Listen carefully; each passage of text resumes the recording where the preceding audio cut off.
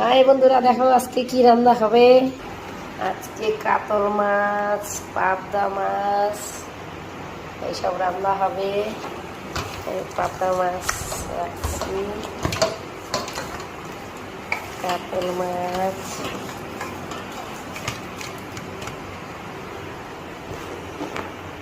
ভাত বসিয়েছি, মাছ বসাবো।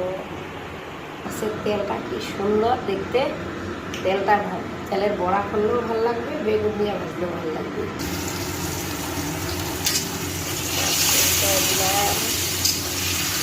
কাতল মাছটা রান্না করতে পারছি।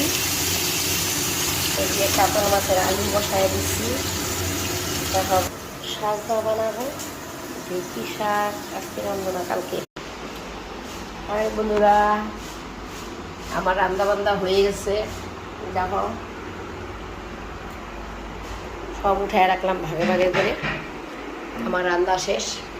পাবদা মাছটা কালকে করবো। Tata, bye bye. ভালো লাগলে লাইক কমেন্ট শেয়ার করো।